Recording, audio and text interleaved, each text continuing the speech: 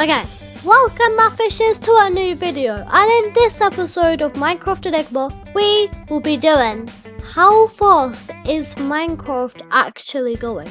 Now, to do this we'll have to look at a few different things, so let's go. And we start off this video in the snowy biome, and as we enter the igloo, we are going to melt a whole meter cubed of ice, and in Minecraft this takes about 26 seconds. But now we need to figure out how long a real life meter cubed of burning ice will take to melt. And unfortunately, there's a lot of maths involved. So if you don't want your brain to explode, just skip about 3 minutes ahead and your brain will be unharmed. For now. And to make things a little bit easier for ourselves, here are 4 facts that we need to solve this problem. Fact A. The specific heat of the ice is the heat required to raise the temperature of the unit mass of the ice by a given amount of heat. This is 2.09 kilojoules per kilogram Kelvin. Now some of that does sound very confusing, but all you need to know is that this is the amount of heat required to raise the temperature of the ice by a certain amount. Fact B. This one's a lot more simple, so don't panic. Melting ice at 0 degrees C requires 334 kilojoules per kilogram. Fact C. Now this is a formula, which means it's gonna sound very confusing, but don't worry because it should make sense later on. So, the rate of heat transfer is the heat transfer coefficient, which is the heat transfer per unit area per Kelvin. This will be represented as C in our calculations, and we do that times the total surface area of the cube times the temperature change. And finally, fact D. The heat transfer coefficient that we know as C is equal to 0.56. Don't worry about that unit thing, all we need to know is 0.56. And moving on to some ice facts. The ice cube that we're using is 1 meter by 1 meter by 1 meter, making the total surface area 6 meters squared. It's about a ton or 1,000 kilograms in weight, and believe it or not, our ice cube is made of ice. And now we move on to the calculations. And do not worry if you don't understand, because apparently this is a university level problem, which I'm doing at the age of 14.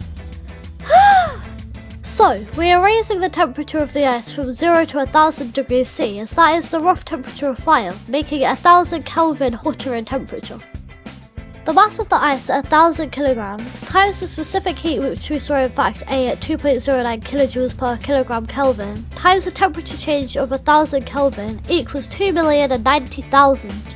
This is the energy needed to light the fire under the block of ice and create the temperature change. According to fact B, melting at 0 degrees C requires 334 kilojoules per kilogram, and we know that we have 1,000 kilograms of ice, so we times it by 1,000 get 334,000 kilojoules of heat required to melt the ice cube. If we add the energy needed to create the temperature change and the energy needed to melt the ice, we get 334,000 plus 2,090,000, which equals the total energy of 2,424,000 kilojoules. Now, we need to work out the speed at which this energy could be transferred as heat to the ice cube by finding out what the rate of heat transfer is that we saw in fact C. To do this, we have the heat transfer coefficient that we know as C, which is 0.56 as seen in fact D, times the total surface area, which would be 6 meters squared as this is 1 meter cube, times the temperature change of 1,000 Kelvin, times the amount of time it takes, which is currently unknown. The rate of heat transfer can now be simplified down to 3,360 multiplied by time, and we know that the total amount of energy we need is 2,424,000 kilojoules. We can now rearrange this equation to make time the subject of the formula, and if we simplify this down we get 721 seconds, which is equal to about 12 minutes.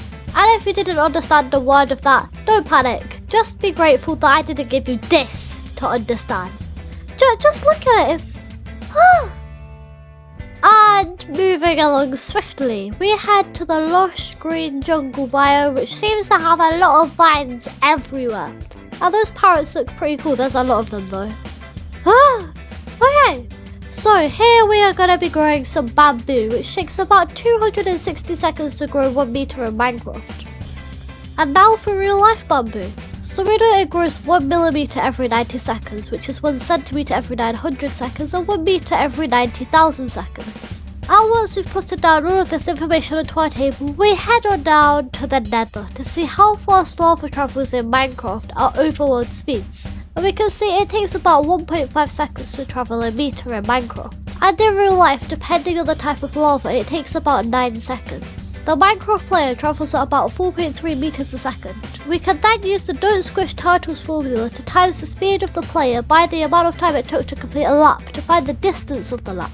And once we know the distance, we can do the don't squish turtles formula in reverse and do the distance of the lap divided by the amount of time it took the bee and the cow to complete the lap to find the speed of each animal. And the speed of each animal was, drumroll please, 0.36 seconds for a bee in Minecraft versus 0.3 recurring seconds for a bee in real life.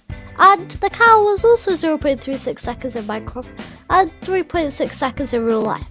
This is our completed table, with the bottom row being the percentage of Minecraft compared to real life. And here is a graph. Well, technically it's a chart, but we don't talk about that. We consider there's a lot of variation in our results, especially with bamboo, which is probably an outlier, but it's not the only one that's very different from real life. But coming from a block game where trees float and llamas kill you, I'm not too surprised. Anyway, my fishes, that's it from me for today. If you did enjoy and your brain hasn't yet exploded, then make sure to leave a like and subscribe if you're new. If your brain has exploded, then I do seriously apologise, and goodbye.